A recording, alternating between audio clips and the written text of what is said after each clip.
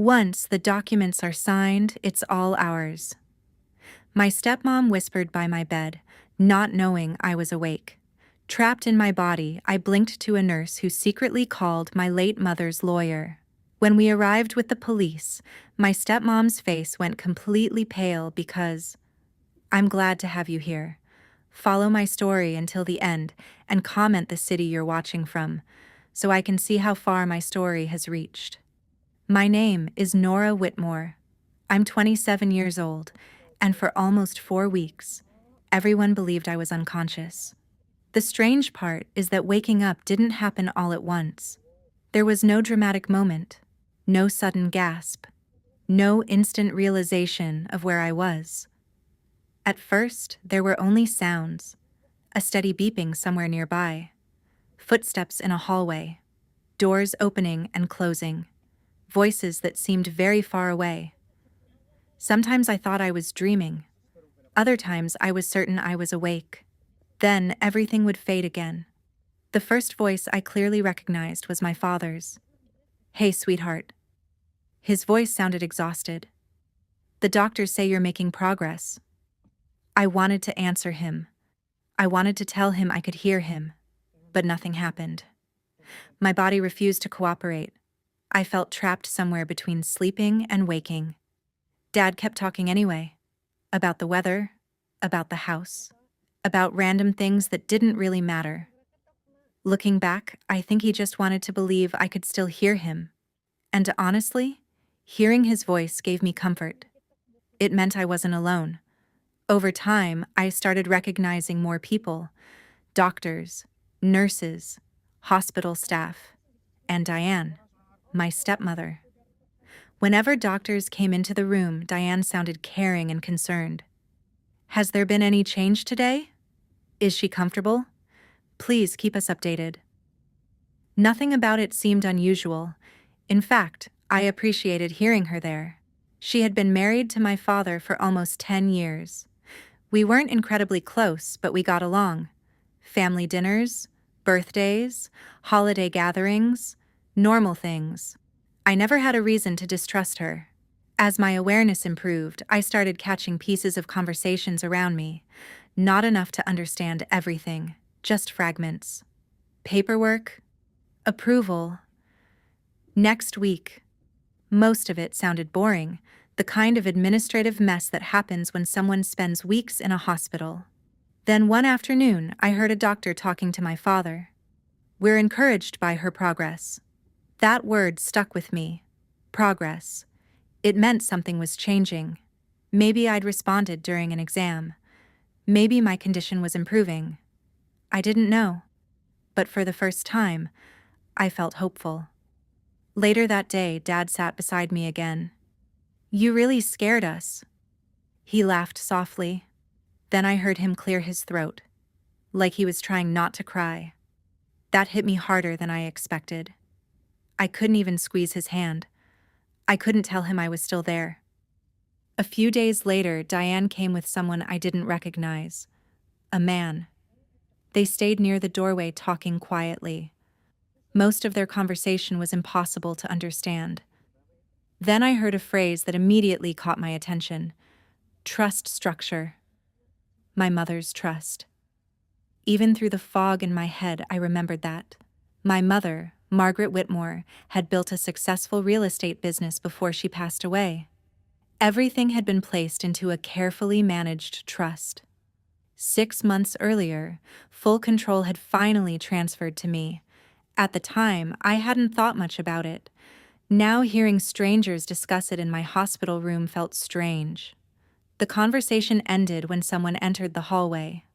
A few seconds later, Diane walked over to my bed. She adjusted my blanket. "You're stronger than everyone thinks," she said. Her voice sounded gentle, kind, exactly what I expected to hear. Still, something felt different. Not enough to alarm me, not enough to accuse anyone of anything. Just a feeling I couldn't explain. That evening, the hospital was unusually quiet. No doctors, no visitors, just silence. I assumed everyone had gone home. Then the door opened. 2 people walked in. One of them was Diane. I recognized her voice immediately. For a moment, neither person spoke. I heard papers moving. Then Diane finally broke the silence. The timing couldn't have been worse. I waited for concern, for sadness, for worry. Instead, her voice carried something else. Something colder, something irritated, as if my accident had complicated a plan. And before the other person answered, I found myself listening more carefully than ever before. I kept replaying Diane's words in my head. The timing couldn't have been worse. Maybe there was a reasonable explanation. Maybe she was talking about hospital bills. Maybe she was talking about work. Maybe I was reading too much into a single sentence because I was trapped in a bed with nothing else to focus on. That seemed possible. But once I started paying attention, I noticed things I hadn't noticed before. The first thing was the order of Diane's questions. Every time a doctor came into the room, she'd ask about my condition. But not really about me. It was always something like, "Any changes in her responsiveness? Has there been any improvement? Do you have an updated timeline?" The doctors would answer as best they could. Then Diane would keep going. "What happens if recovery takes longer than expected? How long before decisions can be made? Who handles things until then?" Those questions weren't necessarily suspicious. They just felt oddly specific. Especially compared to my father. Dad asked completely different things. Is she in pain? Can she hear us? What can I do for her? The difference was subtle, but once I noticed it, I couldn't stop noticing it. One afternoon, a doctor stood near my bed reviewing my chart. "I think it's important to be realistic," he said. "Recovery could still take quite a while." The room went quiet. Dad sighed. "Whatever it takes." The doctor gave a sympathetic response and left. For a few seconds, nobody spoke. Then Diane asked, "Do they have any estimate at all?" Dad sounded irritated for the first time. "They just said they don't know." "I understand that, Richard. I'm just asking." Her voice remained calm. His didn't. "She's not a schedule, Diane." The silence afterward felt awkward. Not hostile, just uncomfortable. A few minutes later, Dad changed the subject. Probably on purpose. "Remember that trip to Cape Cod?" he asked, pulling a chair closer to my bed. "I found some old photos." I heard papers shifting.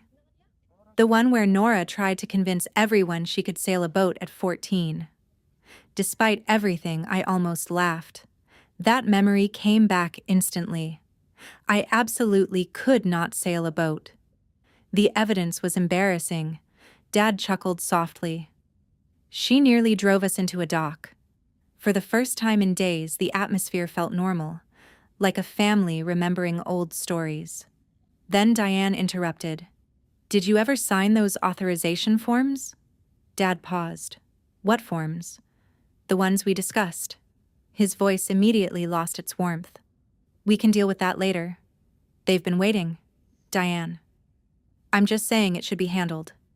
The conversation died right there. No more stories, no more photos, just silence. For some reason, that bothered me more than the argument itself. Dad had finally been talking about me. Not my condition. Not paperwork. Not recovery timelines. Me. And somehow the conversation had ended up back on documents.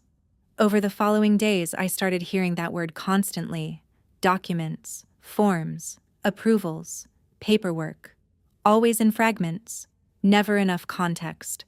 A nurse mentioned someone dropping off paperwork. A receptionist mentioned signatures. A phone call mentioned a review process. None of it made sense, but all of it seemed connected somehow. One morning, I heard Diane speaking with someone outside my room. The door wasn't fully closed. The voices drifted in. "Still processing. Waiting for confirmation. Legal requirements." I strained to listen. The other person lowered their voice. Diane didn't. "We can't keep delaying everything forever." A few seconds later, footsteps approached and the conversation ended. That night, Dad visited alone. He sounded exhausted. More exhausted than usual. He sat beside me for almost an hour, mostly talking about random things. The dog, the weather, neighbors, small everyday details, the kind of things people share when they miss someone. Before leaving, he squeezed my hand. "Come back to us, kid." The room felt empty after he left. Not because he was gone, because for the first time I realized I trusted him completely, and I wasn't sure I felt the same way about Diane anymore. Not yet. Not fully. Just enough for a crack to form. A couple of days later, Diane arrived with another visitor. The same male voice I'd heard before. They stayed near the doorway. At first, I ignored them. Then one sentence caught my attention. "Have they reviewed the original language?" the man asked. "I believe so," Diane replied. "What about Margaret's provisions?" My entire focus snapped to the conversation. Margaret. My mother. Neither of them spoke for several seconds. Then papers rustled. And the man quietly said, "If Margaret Whitmore anticipated this, it could become a problem."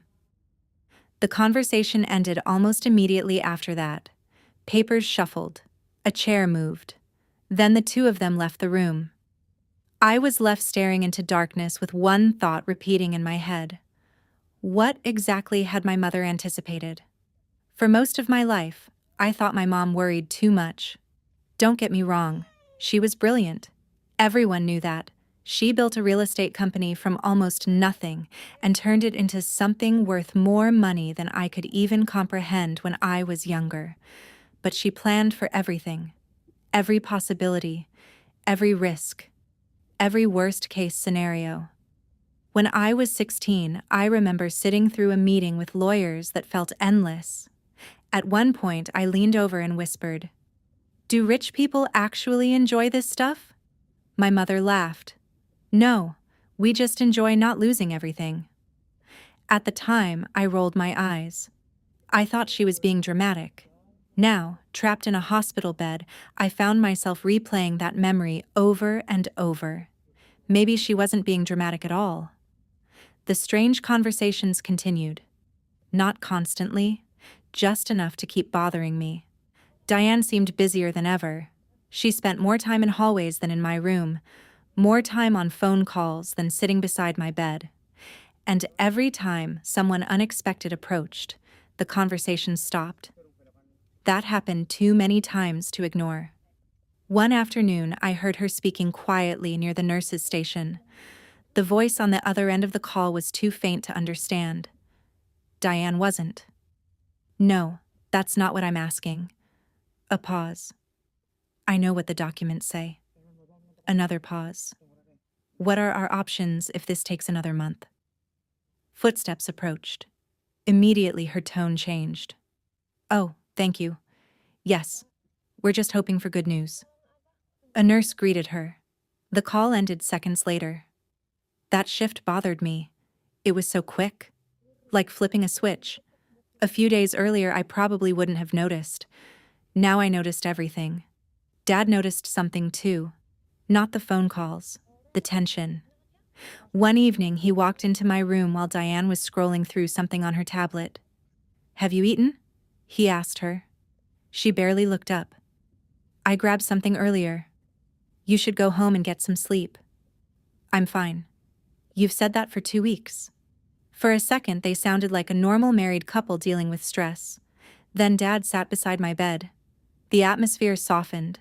He started talking to me about a baseball game he'd watched. I didn't even like baseball. He knew that. But hearing him ramble about something completely unrelated to hospitals felt strangely comforting. Then Diane interrupted. "Did anyone call you back?" Dad looked up. "About what?" "The temporary authority request." The room became quiet. Not angry, just uncomfortable. Dad lowered his voice. "They said they're reviewing everything." "And?" "And that's all they said." Diane sighed, a frustrated sigh. Not a worried one. Frustrated. like somebody waiting for approval on a delayed project. I spent the next hour thinking about those 3 words. Temporary authority request. Authority over what? My medical decisions? My finances? The trust? Nobody explained. Nobody knew I was listening. A few mornings later, I heard 2 nurses talking while checking equipment. One of them mentioned my improvement. The other sounded surprised. Really? Small changes, but yes, that should have made me happy. Instead, I found myself wondering whether Diane would be happy too. That realization unsettled me. I didn't want to think that way about someone who had been part of my family for years. But I couldn't stop asking questions. The more questions I had, the more closely I listened. And the more closely I listened, the less comfortable I felt. One afternoon, Diane arrived carrying several folders. Not unusual. People brought paperwork to hospitals all the time. Still, she seemed tense. She went straight into the hallway instead of entering my room. A few minutes later, the same male voice I'd heard before appeared again. Their conversation was low, careful, professional. I caught only fragments. Medical status. Approval process. Limited authority. Then the man lowered his voice even further. For several seconds, I couldn't make out a single word. I almost gave up trying. Then one sentence drifted through the partially open doorway, clear enough that I knew I hadn't imagined it. The trustee is still refusing. Silence followed. Then Diane answered in a voice I had never heard before, cold, controlled, and very, very irritated. Then we need another way. Those words stayed with me. The trustee was refusing something, and Diane clearly wasn't willing to stop there. For a while, I tried convincing myself I was overthinking everything. Maybe there was a reasonable explanation. Maybe all these conversations were about protecting my finances while I recovered. But the more I listened, the harder that became. A doctor was reviewing my condition with my father one afternoon. "The improvement is encouraging," he said. "But recovery timelines are still impossible to predict." Dad nodded. "That's fine. We just want her healthy." Then Diane spoke. "Would she currently be considered capable of making legal decisions?" The doctor hesitated. "That's not something we can determine right now." "I understand." Her response came quickly, almost like she expected it. After the doctor left, Dad sounded confused. "Why would you ask that?" "I'm trying to understand the situation. She's our daughter, not a legal case." Nobody raised their voice. Still, the conversation ended awkwardly, and I couldn't stop thinking about it. A few days later, I heard the same man again.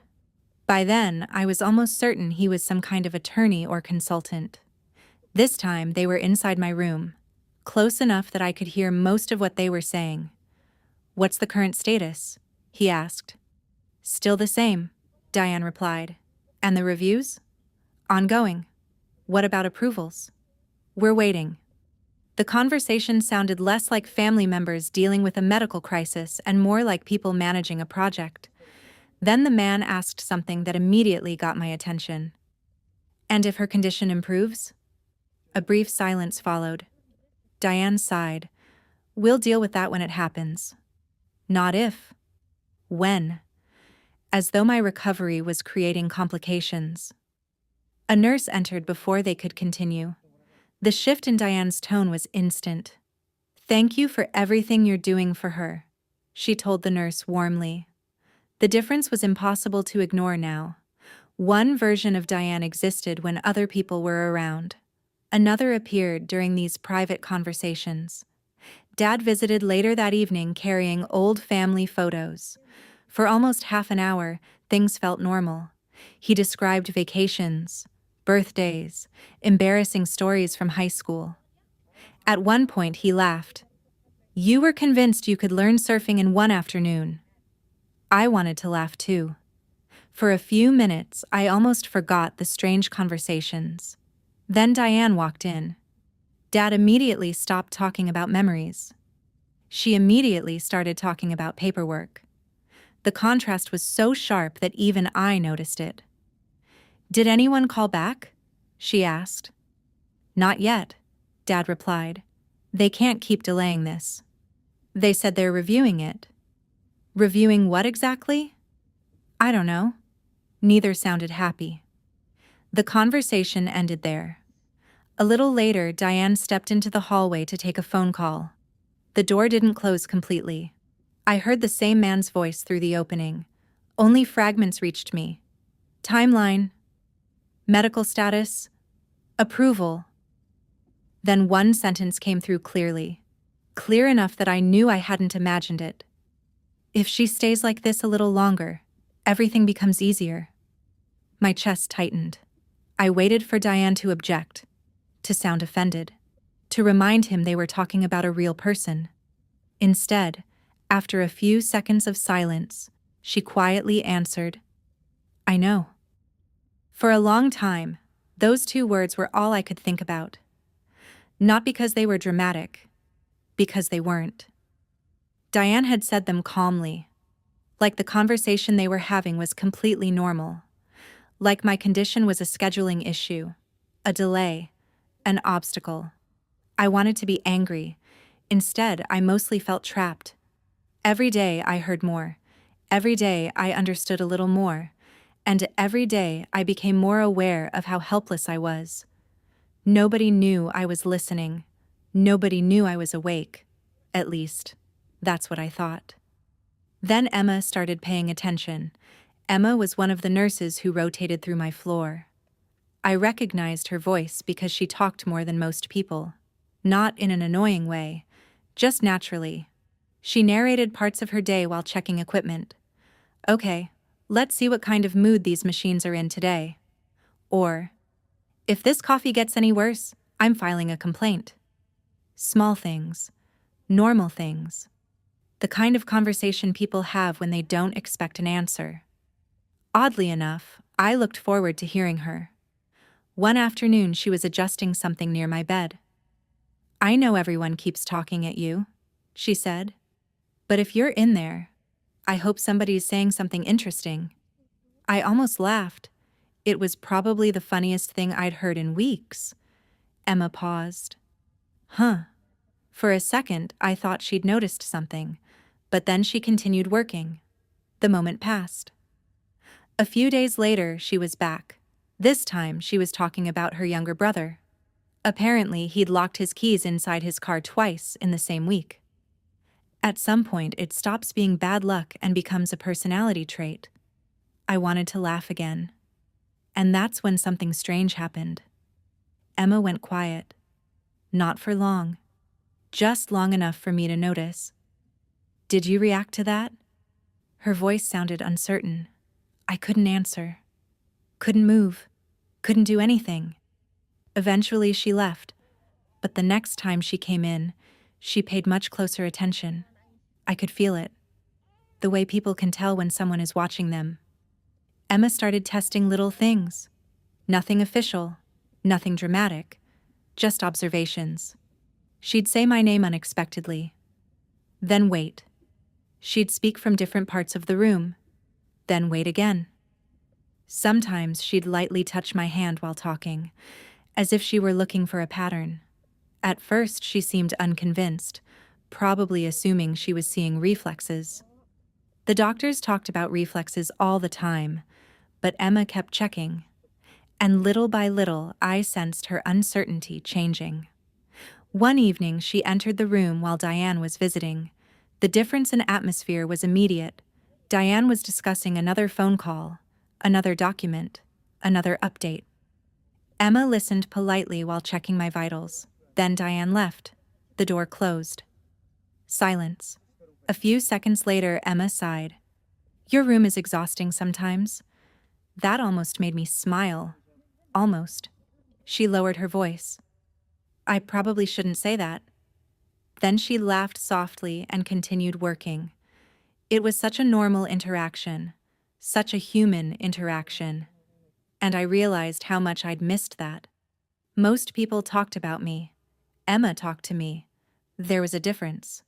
The days became easier whenever she was around. Not because she was trying to save me. She wasn't. At least, not yet. She was simply treating me like a person. For the first time since waking up, I felt something I hadn't felt in weeks. Hope, small, fragile, but real. A few shifts later, Emma was sitting beside my bed updating notes. The room was unusually quiet. No paperwork discussions today, she joked. That's got to be some kind of record. She reached for my hand absent-mindedly while continuing to read. Then she stopped. Completely stopped. For a second, neither of us moved. At least I didn't think either of us had. Then I realized what had happened. My fingers had moved. Not much. Barely at all. But enough. Enough that Emma slowly lowered the clipboard. Enough that her breathing changed. Enough that she tightened her grip slightly and whispered, "Naura." And this time, when she squeezed my hand, my fingers moved back. Emma's voice was barely above a whisper. She squeezed my hand again, carefully, like she was afraid to scare the moment away. I focused on moving my fingers. It took everything I had. The movement was tiny, but it happened. Emma froze. Then she laughed softly. Not because it was funny, because she couldn't believe it. Oh my God. For the first time since waking up, I felt seen. Not heard, not understood. Just seen. The problem was that proving I was conscious turned out to be much harder than either of us expected. A finger movement could be a reflex. Doctors talked about reflexes all the time. Emma knew that. So did I. She didn't rush to tell everyone she had discovered some miracle.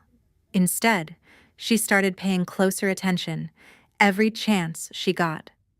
"If you can hear me, try again." Sometimes I could respond. Sometimes I couldn't. That was the frustrating part.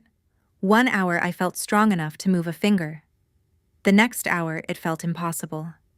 More than once, Emma looked disappointed. Not in me. In the situation. "I know you did it before," she said one afternoon. "I just need you to do it again." I tried. Nothing happened. Her sigh told me exactly how convincing that looked. Days passed like that. Tiny victories, tiny failures, a lot of patience. Emma started experimenting with simple questions. 1 squeeze for yes? Pause. 2 for no? It sounded easy. It wasn't. Sometimes I squeezed too weakly. Sometimes I reacted too late. Sometimes Emma guessed wrong.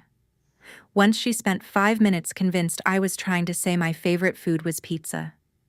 It wasn't. I wanted to laugh. Instead, I lay there helpless while she confidently wrote down the wrong answer. A few hours later, she returned. "Okay, maybe it wasn't pizza." That became our first joke. Not a great one, but it was something. For the first time, our interactions felt less like nurse and patient, more like two people trying to solve a problem together. While all this was happening, Diane seemed increasingly anxious. I noticed it in the questions she asked. Not the words themselves. The frequency. Every visit included some variation of the same conversation. When is the next evaluation? Has there been any change? Are more tests scheduled? Who will be reviewing the results? Nobody else asked those questions that often. Not even Dad. One afternoon, she cornered a doctor outside my room. Her voice carried through the partially open door. "We need a clearer answer. We're monitoring her progress. But when will there be a determination?" The doctor sounded tired. "Mrs. Whitmore, recovery doesn't work on a schedule." That answer clearly didn't satisfy her. A few minutes later, she left without even coming into my room. That bothered me more than I expected. For weeks, she had insisted on being present. Now she seemed more interested in updates than in me. Emma noticed things too. Not about Diane specifically. About me. The patterns, the responses, the consistency. One evening, she sat beside my bed with a notepad. "I know this sounds crazy," she said quietly, But I think you're trying to communicate. Nobody else was in the room, just us. I focused every ounce of energy I had. This mattered. I needed someone outside my own head, someone who believed me. Emma started going through letters, slowly, patiently. A. Nothing. B. Nothing. C. Nothing. The process was exhausting for both of us. More than once she lost track and had to start over. More than once I became too tired to continue, but she kept trying. So did I. Eventually a pattern began to emerge. Not words. Not yet. Pieces. Fragments. Proof. Enough that Emma was no longer questioning whether I was conscious. Now she was trying to understand what I wanted to say. The breakthrough came near the end of one of her shifts. She was reading letters again, carefully, methodically. I responded when she reached the first one, then the second, then another. Emma grabbed her notepad. Wait. Her chair scraped across the floor. Let's do that again. We repeated the process, slowly, painfully slowly. When she finally finished writing, she stared at the page. For several seconds she didn't say anything. Then she looked back at me. Her expression had completely changed. Confusion, recognition, concern, all at once. She lowered her voice. Rebecca Carter? My heart felt like it was pounding. I managed the slightest response. Enough. Emma looked down at the name again, then back at me. Who is Rebecca Carter? Emma asked the question softly, like she wasn't even sure I could answer it. Honestly, I wasn't sure either. Just getting the name out had taken everything I had. My energy felt completely drained. Still, I tried. Emma grabbed the notepad again. Lawyer? A tiny response. Family friend? Nothing. She paused. Then she tried again. Someone your mother trusted? This time I managed the smallest signal I could. Emma leaned back in her chair. For several seconds she didn't speak. I could practically hear her thinking. The problem wasn't understanding me anymore. The problem was deciding what to do with the information. A nurse can't just start calling random people because a patient might be trying to communicate, especially when that patient is still officially unable to speak for herself. The next few days felt painfully slow. Emma didn't mention Rebecca to anyone, at least not around me, but she became quieter, more thoughtful. Whenever she sat beside my bed, I could tell she was working through something. One afternoon, she finally spoke. You know this could get me in trouble, right? I wished I could answer. Emma laughed nervously. Great. Glad we're having this conversation.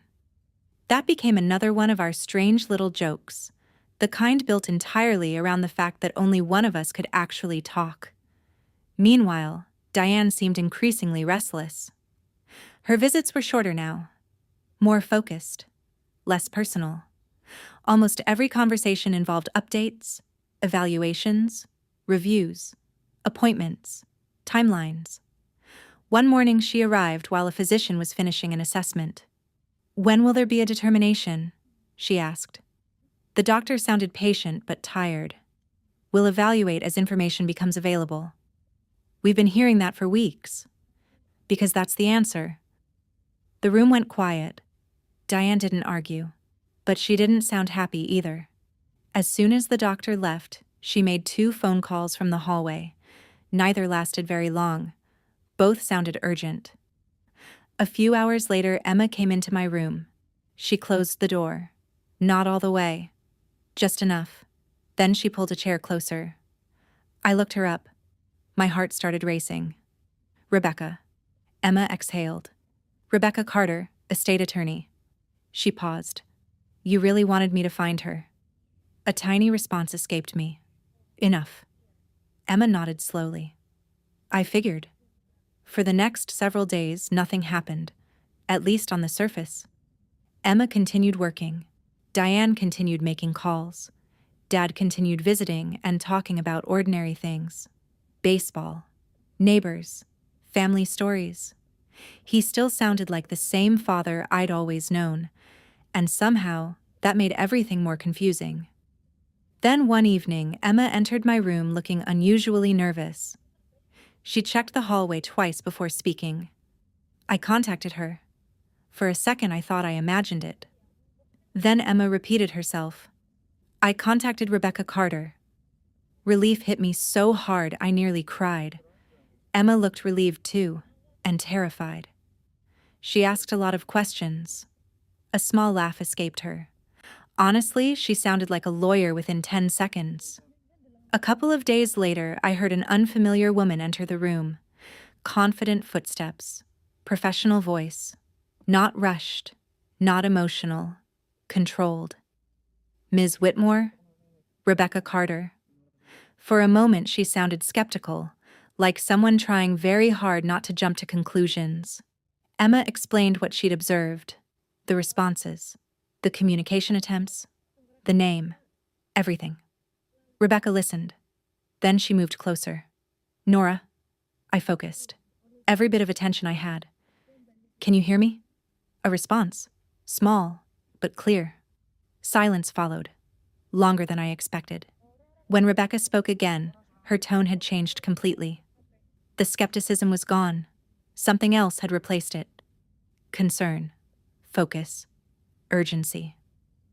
Over the next hour, she asked careful questions. Not many. Just enough. By the end of the conversation, she sounded less like a visitor and more like someone stepping into a responsibility she hadn't expected. Before leaving, she mentioned something I hadn't heard in years. Your mother left instructions. Not for this exact situation, but close enough. According to Rebecca, my mother had asked her to retain certain records connected to the trust. Additional notes, special provisions, documents that weren't part of everyday administration, the kind of precautions I used to tease my mother about. Rebecca didn't sound amused. She sounded worried. Later that evening, I heard papers being reviewed in a nearby office. Voices, pages turning, long silences. Hours seemed to pass. When Rebecca finally spoke again, her voice was low and serious. This is moving much faster than it should. Rebecca didn't elaborate right away. That was one of the first things I learned about her. She wasn't the type to speculate before she had facts. And apparently, she wanted a lot more facts. Over the next several days, she became a regular presence at the hospital. Not every hour, not every day, but often enough that people started recognizing her. Whenever Rebecca arrived, things changed.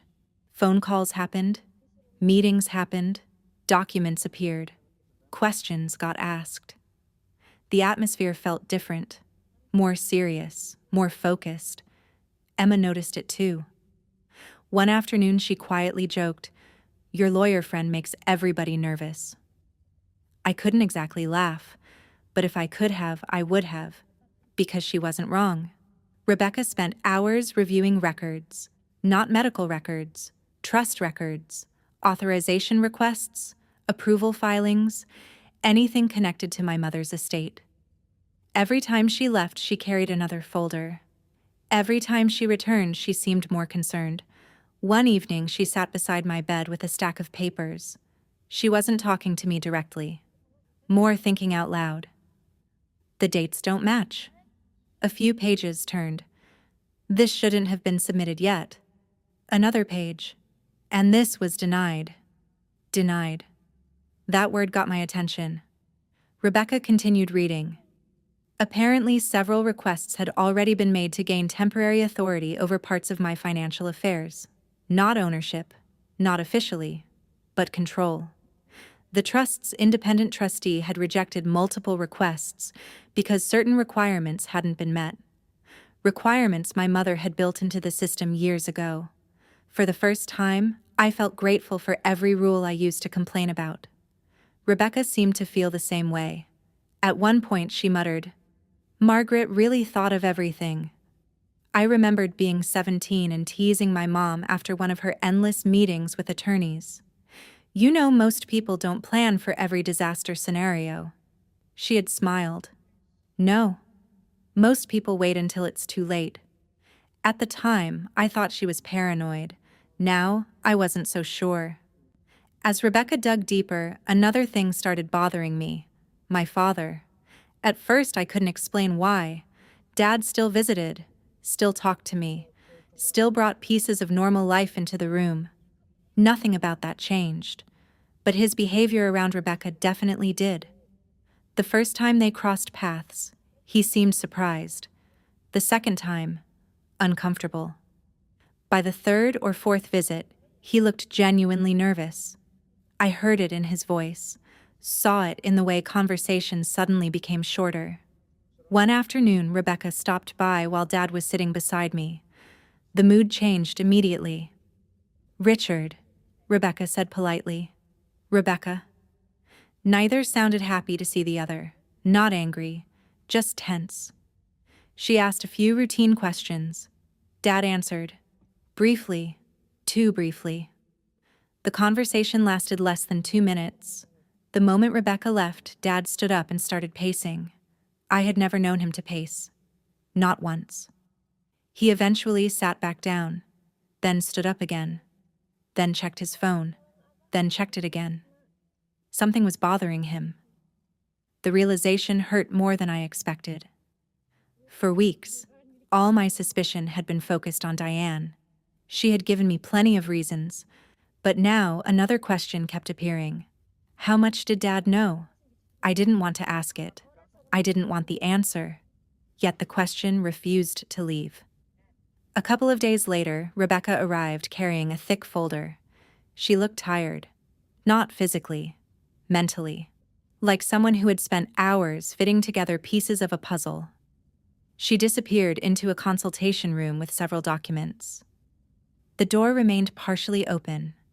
I could hear papers moving, occasional phone calls, long stretches of silence. Hours seemed to pass. Eventually, Emma stopped by to check on me. "Whatever she's looking at," Emma whispered, glancing toward the consultation room. "It can't be good." I was starting to think the same thing. Late that afternoon, Rebecca returned. She looked different, focused, certain, like she'd finally found something. She sat down heavily in the chair beside my bed. For several seconds, she simply stared at the folder in her lap. Then she opened it. A single document slid free. I heard the paper unfold. No phone calls, no legal language, no muttering, just silence. The kind that tells you someone has found exactly what they were looking for. Finally, Rebecca exhaled. This was never disclosed to Naura. The room suddenly felt very small. Rebecca looked down at the document again, and whatever she was reading, she clearly hadn't expected to find it. Rebecca didn't say anything else for a moment. I could hear papers shifting, then another page, and another. The silence felt heavier than any explanation. Eventually, Emma walked into the room. "What happened?" Rebecca answered carefully. "There's enough here to justify immediate action." Even without seeing her face, I could tell she was being cautious. Lawyers don't usually make dramatic statements, which made that one feel important. Over the next few days, everything sped up. For weeks, I'd felt trapped in a room while other people quietly moved pieces around me. Now those pieces were moving openly. Phone calls multiplied. Meetings appeared on schedules. More attorneys started showing up.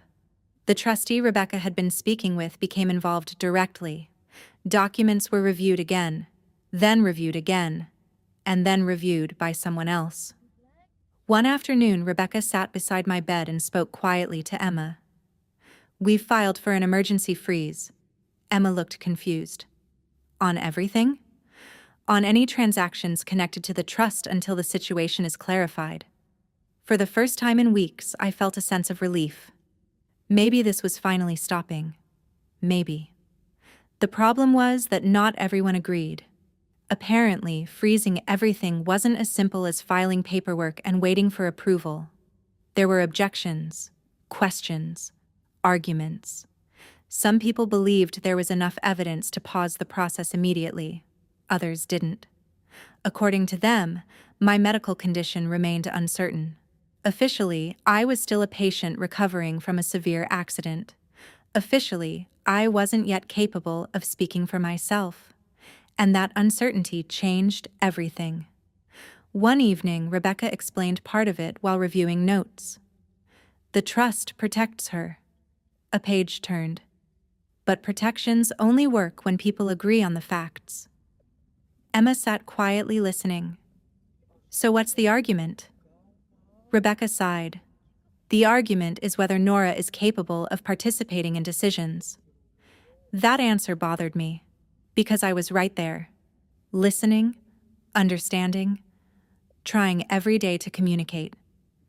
Yet on paper, I was still a question mark.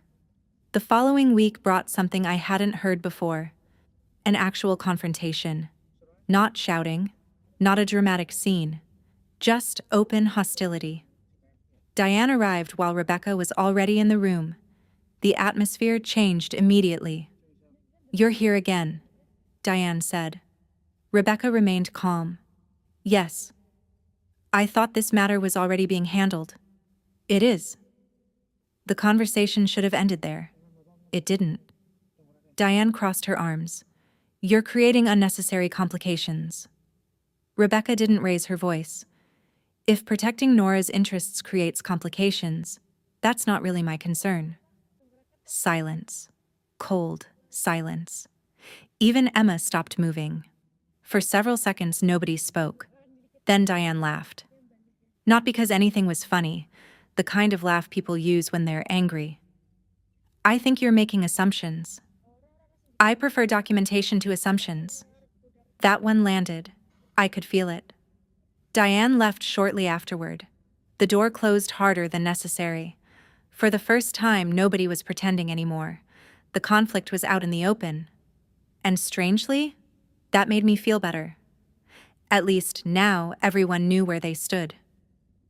A few days later, Dad visited. He seemed exhausted. More exhausted than I'd ever heard him. He sat beside me quietly for a long time before finally speaking. "Things are getting complicated." His voice cracked slightly, just enough for me to notice.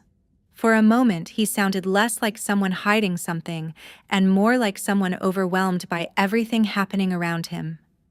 That made my feelings even more complicated. I still didn't know how much he knew. I still didn't know why he seemed so nervous around Rebecca. But for the first time, I wasn't sure fear was the only reason. Rebecca returned later that evening with several folders. Her tone was professional, focused, the way it always became when something important was happening. They approved the next step. Emma looked up immediately. "What next step?" Rebecca closed the folder. "An independent evaluation." The room went quiet. Even Emma didn't respond right away. I knew what that meant. Everyone did. The trustee, the attorneys, Diane, Dad, Rebecca, me. For weeks, people had been arguing about my condition. Soon, somebody independent would make that determination, and whatever conclusion they reached wouldn't just affect my recovery. It would decide what happened to everything my mother spent years trying to protect. The evaluation was scheduled for the following week. Nobody said it out loud. Nobody needed to. Because everyone understood the same thing. Once those results came back, nothing would stay the same. The independent evaluation finally happened. For weeks, people had been arguing about whether I was truly conscious, whether I could understand what was happening, whether I could communicate. Now, someone with no connection to my family was going to decide. The examiner spoke calmly. No dramatic questions, no tricks. Just simple instructions. "Naura, can you hear me?" I responded. "Can you identify who's in the room?" I responded again. The process lasted longer than I expected. By the end, I was exhausted. Emma looked nervous the entire time. Rebecca stayed quiet, taking notes. Nobody tried to help me. Nobody tried to influence anything. That was the point. A few hours later, Rebecca came back carrying a folder. For once, she looked relieved. It went well. Those 3 words felt like oxygen. For the first time since waking up, I wasn't trapped behind uncertainty anymore. I still couldn't speak normally. I still had a long recovery ahead of me, but now there was official proof that I was aware and capable of communicating. The argument Diane had been relying on was starting to fall apart. The changes happened quickly. The trustees strengthened protections around the trust. Several pending requests suddenly stalled.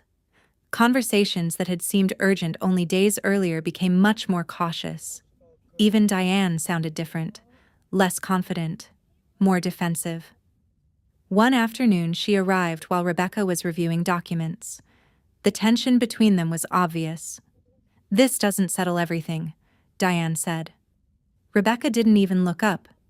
"It settles enough. You act like you've already made up your mind." "I prefer evidence." Diane let out a frustrated laugh, then she left without another word. The door closed harder than necessary. For a moment I actually felt hopeful. Maybe we were finally close to ending this. Then Rebecca started digging deeper, and everything became more complicated. Over the next several days she reviewed emails, meeting notes, approval requests, and internal communications connected to the trust. The more she read, the quieter she became. I noticed something else too. Whenever my father's name appeared, Rebecca would stop reading for a second. Not angry, not surprised, concerned. That worried me. Dad continued visiting. He still sat beside my bed, still talked about everyday things, neighbors, sports, people asking about me. But something had changed. He seemed distracted, like he was carrying a weight he couldn't put down.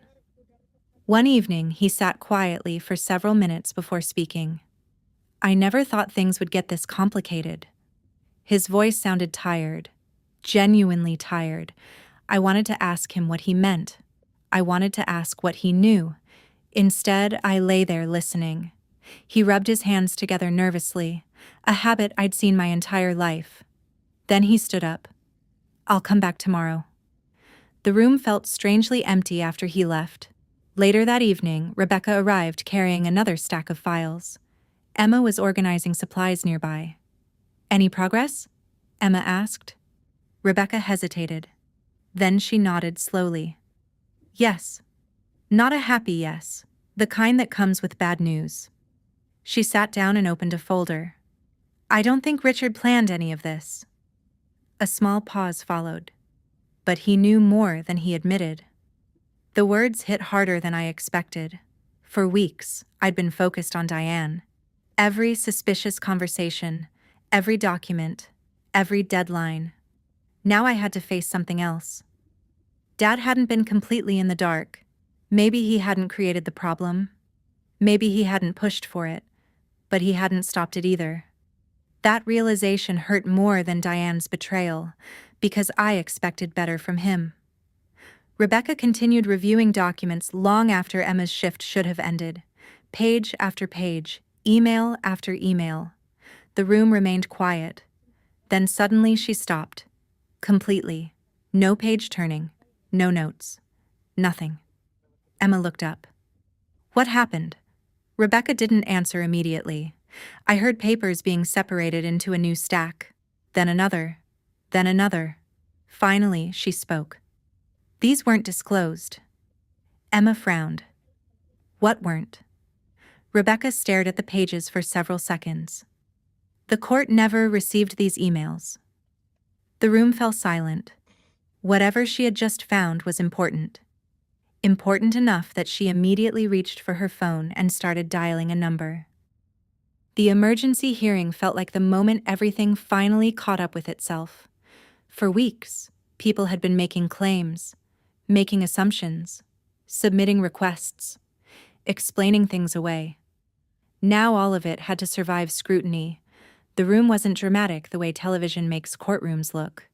Nobody was shouting. Nobody was delivering speeches. Mostly it was documents, emails, timelines, records, one piece at a time. Rebecca sat with the legal team, calm as always. The trustee provided records showing multiple requests for temporary authority had been submitted and rejected. Medical reports established exactly when I had begun showing signs of awareness. Then came the emails, the ones that had never been disclosed. The room grew noticeably quieter when those appeared. For the first time, the sequence of events became clear. Certain people had been acting as if gaining control over parts of my trust was only a matter of time. The problem was that the trust my mother created didn't work that way. The conditions hadn't been met. The requirements hadn't been satisfied. The authority they wanted simply wasn't available, no matter how badly they wanted it. Diane's attorney tried to explain some of the communications, tried to frame them as misunderstandings, administrative confusion, poor wording, but the explanations didn't fit very well once all the records were placed side by side. What surprised me most wasn't Diane, it was my father. Richard eventually acknowledged that he knew parts of the process were happening. Not everything, not every detail, but enough. Enough that he should have asked harder questions. Enough that he should have slowed things down. Enough that hearing it hurt. I remember staring at him from across the room. He looked older than I had ever seen him. Tired, embarrassed, defeated. For a second our eyes met. Neither of us looked away immediately. Neither of us smiled. There wasn't really anything to smile about. In the end, the judge ordered all disputed transactions frozen and directed further investigation into several aspects of the attempted transfer process. The immediate threat was over. The trust was protected. My mother's safeguards had done exactly what they were designed to do. Oddly enough, that wasn't the moment I felt the strongest emotion. The strongest emotion came later, months later. When life became quiet again, recovery took time, far more time than the legal process. I had to relearn things, rebuild strength, adjust to a version of life that looked different from the one I remembered before the accident. During that time, some relationships changed permanently. Diane disappeared from my life. There wasn't some dramatic final confrontation. No big speech. No closure. One day she was part of my daily reality. Then she wasn't. My relationship with Dad survived, but it never returned to what it had been before. People like to believe trust can be broken and then repaired back to exactly the way it was. Sometimes it can't. Sometimes there's a crack that remains visible no matter how carefully you try to fix it. We still talk. We still see each other. But both of us know there are things sitting quietly between us now, things neither of us can completely erase. Rebecca stayed. Not because she had to, because she chose to. The same was true for Emma, the nurse who could have ignored a few small responses and moved on with her shift. The nurse who decided not to. One afternoon, long after everything had settled, the three of us were having coffee together. A completely normal afternoon. No court hearings, no trust documents, no emergency motions, just conversation. Emma laughed about something that happened at work. Rebecca complained about paperwork. For a moment it felt wonderfully ordinary. And that's when it hit me. My mother had left me money, properties, investments, a trust designed to protect me. All of that mattered. But none of it would have survived without people willing to do the right thing when it became inconvenient. A legal structure can slow bad intentions. It can't replace integrity. Years have passed since then. The trust remains intact. The assets remained protected. Life moved forward the way life always does. Not neatly, not perfectly, just forward. And every now and then I think back to those weeks in that hospital room, back to a time when I couldn't move, couldn't speak, couldn't defend myself. The people who ultimately saved everything weren't family members fighting for an inheritance. They were a nurse who paid attention and a lawyer who refused to look away. Neither of them owed me anything. Yet they showed up anyway. I'm curious what you think after hearing my story. Could you forgive a parent who knew something was wrong but didn't stop it? I'd genuinely love to read your thoughts in the comments.